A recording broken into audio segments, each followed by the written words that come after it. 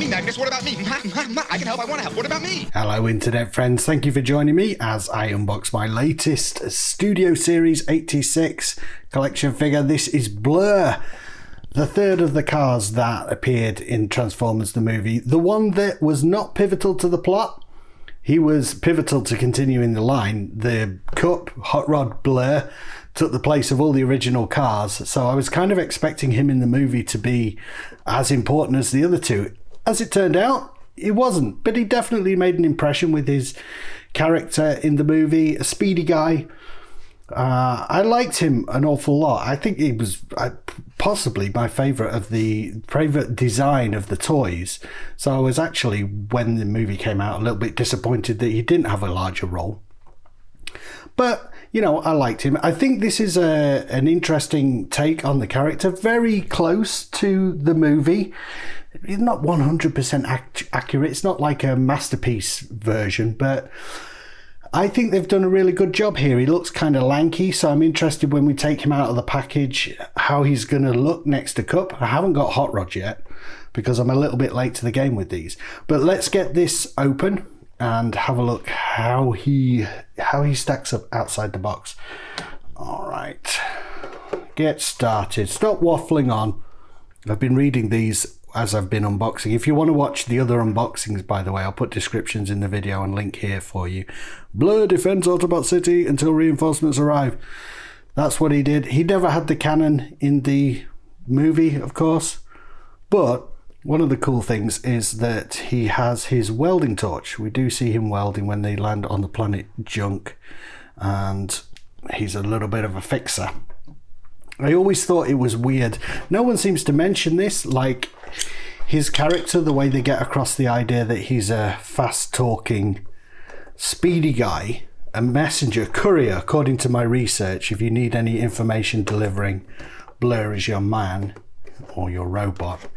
But it's kind of an interesting character quirk that he is so verbose, because he talks quickly, but he uses an awful lot of words, so it's kind of a contradiction. Absolutely, positively, definitely. Nobody can get the job done faster than I can. Nobody. It's not particularly fast to be as waffly as Blurr is. If you want to get stuff done quick in character, I suppose a speedy person would use less words. not talk as fast as he does. That's a really cool image there.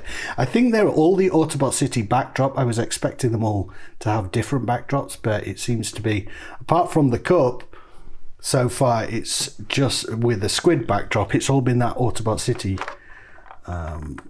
stand. I'm worried about the reflections from my stupid LED light here. I hope it doesn't screw this up.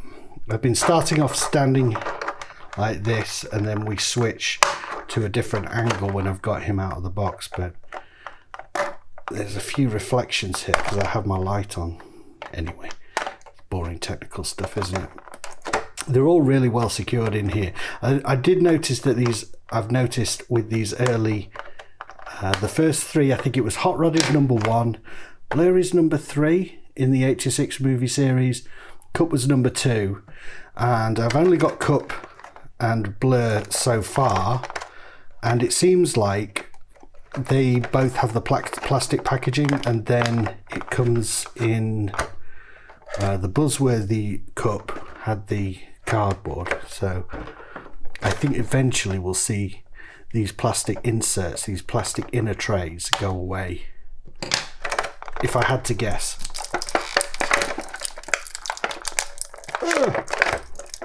All the guns are really accurate to the movie so far, and they're quite modest guns. I do remember that in the movie, like in the G1 cartoon, a lot of the Transformers seem to have guns that were part of their body. They came out of some recess or whatever, but in the movie they all have their personal weapons, which I always thought that's kind of weird for a Transformer, because the obviously the weapons can be part of their body. They're a robot that can transform everything. If you ever played the War for Cybertron games, I think they did a really good job of getting the balance right between characters having guns, but also the guns transforming out of the character. But yeah, it's one way to go with it. I'm sorry about the crackling.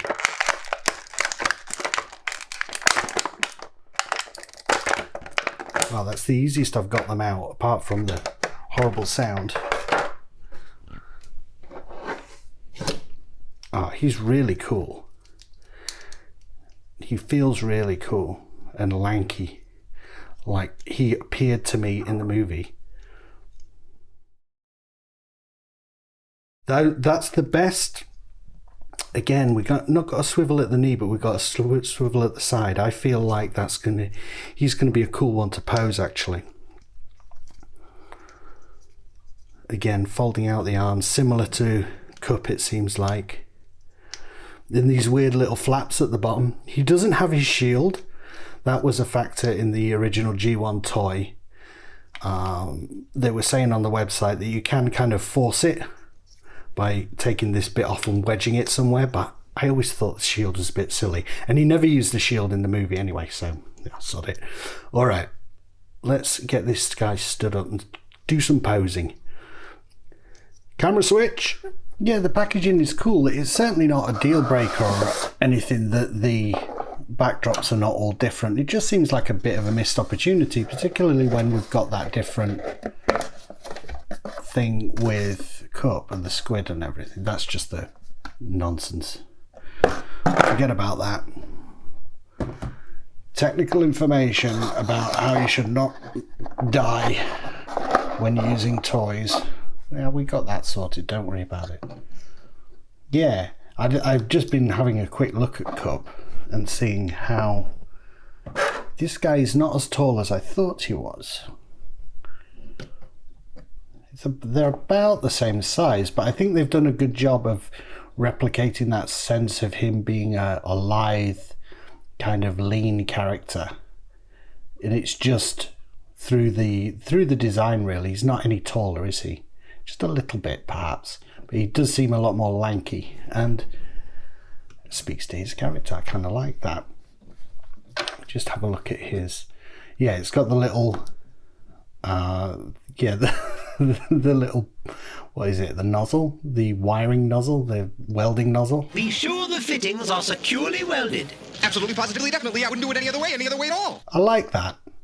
And as it clips in, it looks like his arm has transformed, I guess. That's kind of nice if you don't look too close underneath. And his gun in place.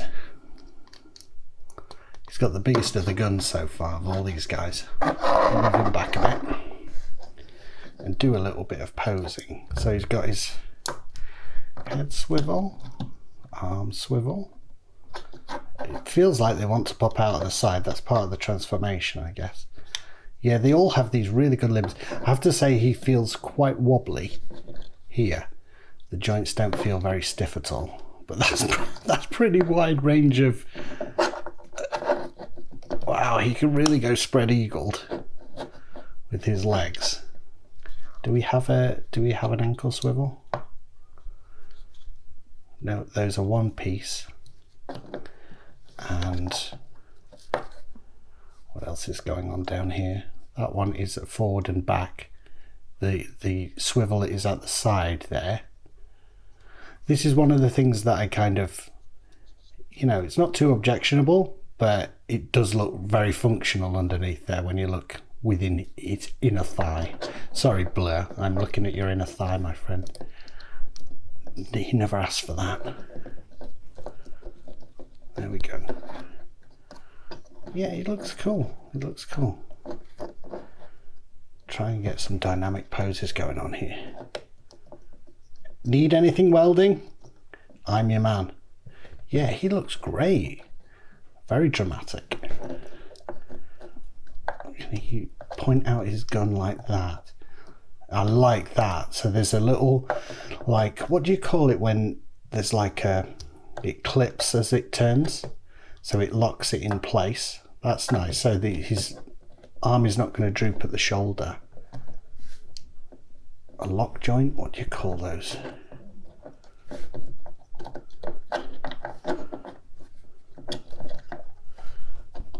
That's really nice being able to do that. That looks really cool. I think this guy might have the best range of motion. There we go. Sorry, it might have gone a little bit out of focus there. Hope that wasn't out of focus for too long. Oh. Yeah, I like the range of motion.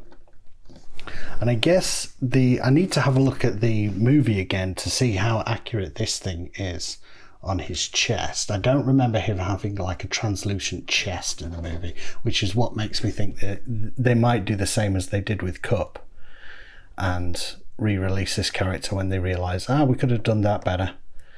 And by the way, we can get another 20 quid out of fans. All right, so the moment of truth is transformation. The way I've been doing this and deciphering these steps is to do it off camera first and then get him into vehicle mode, and then I'll do the transformation once I've done it once, so you don't have to watch me painfully struggle and do as I learn it from the ground up. So I'll do that.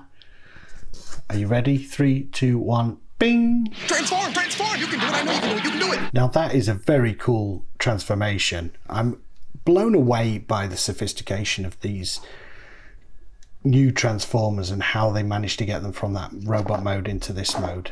And that is such an accurate representation of his vehicle mode from the movie, but the robot is really accurate as well. And it's yeah, I don't know why that one, I was like, wow, this is so cool how they're doing this. I have noticed a few little, so I'm really happy with it. I mean, you put the gun underneath. Before I go to the things that I'm picking, how does it work? Having a look here, this little bit. So the hook is that way.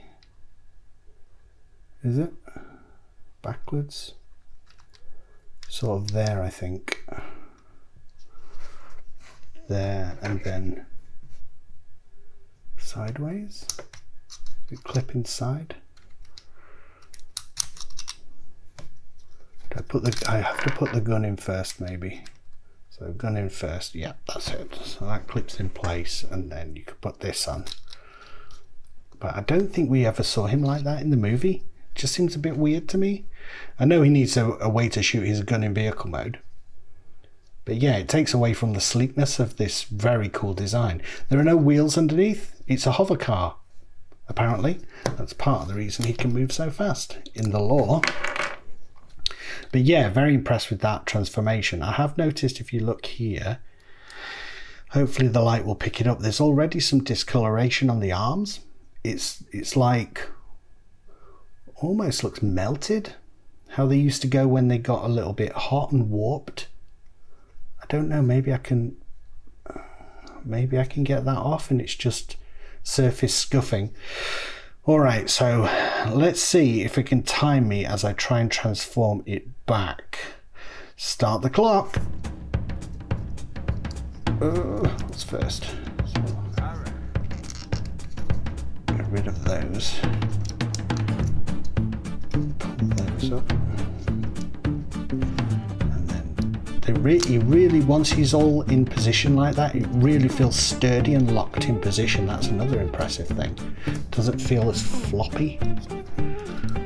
As kind of an old school Transformer fan, I would expect, because a lot of the car modes in the olden days used to be like, even when they were in position, they felt wobbly, like they were about to come to bits.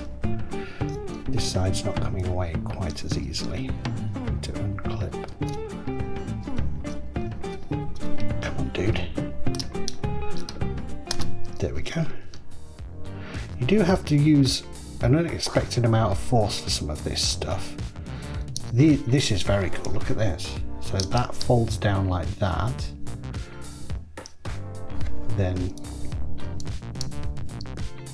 how does it go?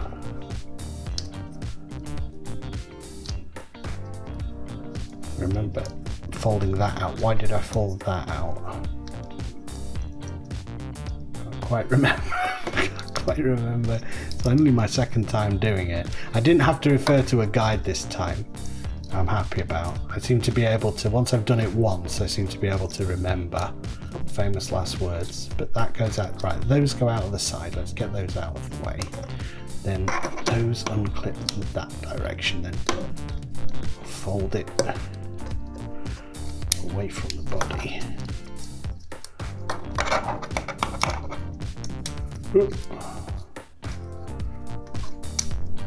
God, look at that. It's like the construction. How do they figure this stuff out? Some clever people working on these figures. I think the masterpiece has a lot to do with it. They're really like some of the stuff that the masterpiece came up with. They seem to have taken a lot of cues from it. So yeah, this is the bit that really locks it into place. So you have to, there's a peg there and a slidey bit under here. So that sort of slides into position.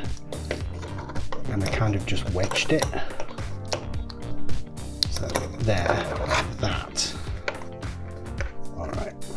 And then this thing folds into here. And clip the leg in place. There we go, got it. Like that. Oh, right, what we're doing with the arms here, right? These are the bits that fold back into position. So he's got his arms have got somewhere to clip onto. We're nearly there. And then fold that around backwards. That's it. Is it? Might not be actually. Might not be. I think that goes around that way. That's it. So that sort of like bobbled bit, the more textured details should be facing forward in robot mode, and you twist it around for the, but again, you see there? I don't like this discoloration straight out of the box. That's a bit unfortunate. So then, yeah, the arm, I think it's a wrist swivel. There we go.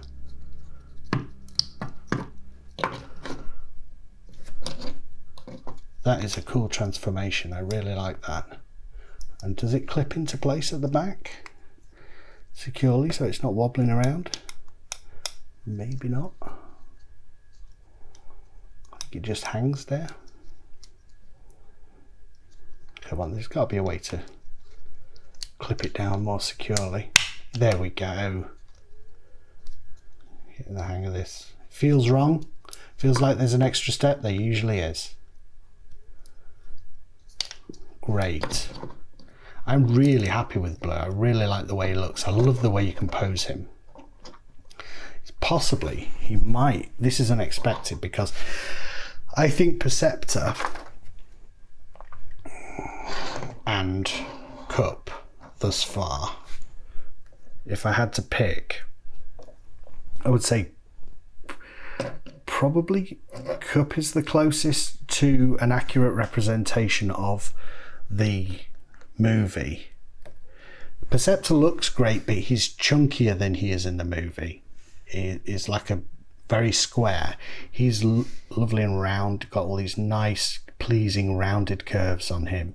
And when they updated that, I'm so happy with that. And he looks, Blurr probably looks the least like he does in the movie. I mean, the face likeness is great, but overall the body, there's something not quite right. But actually, in hand, I think I like him the best. I like the way you compose him.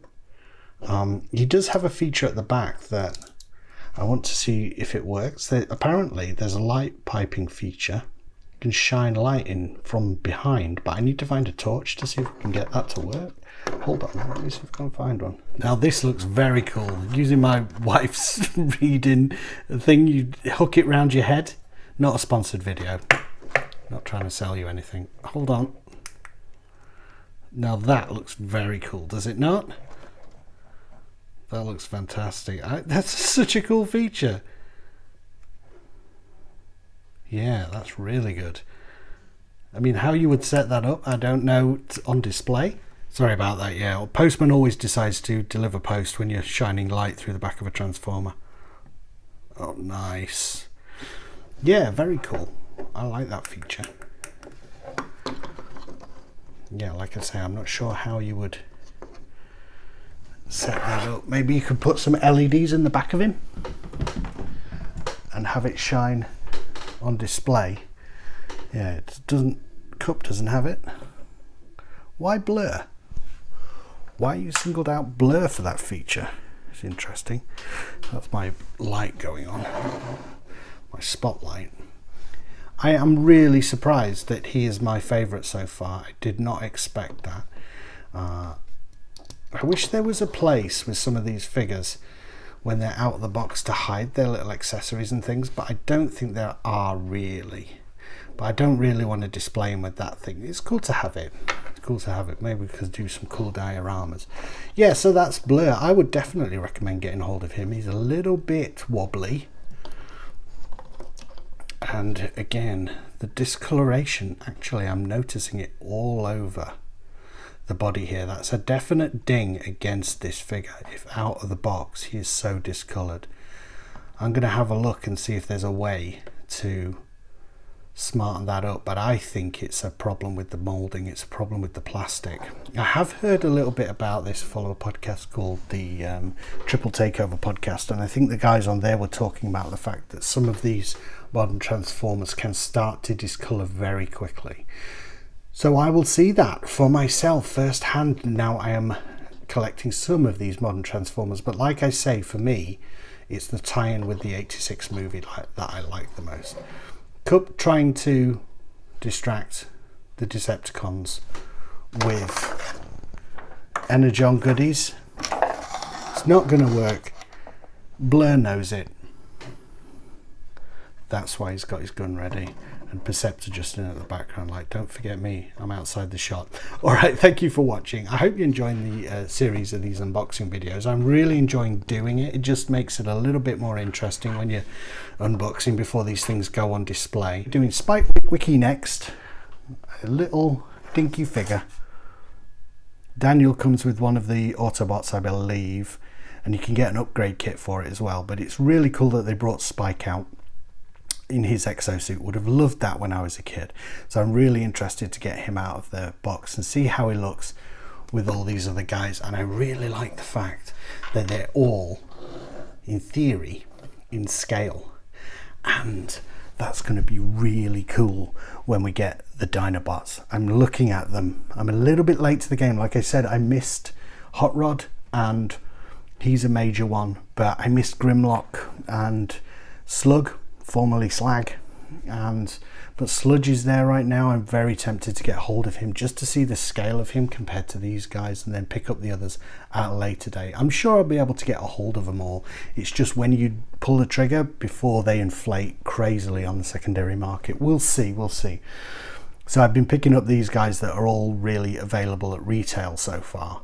Still available through specialist shops and at retail, and I'll pick up the ones that I've missed as time goes on. Alright, as I say, thank you for watching. I'll see you in the next vid. I've been Nap Yet. Bye for now.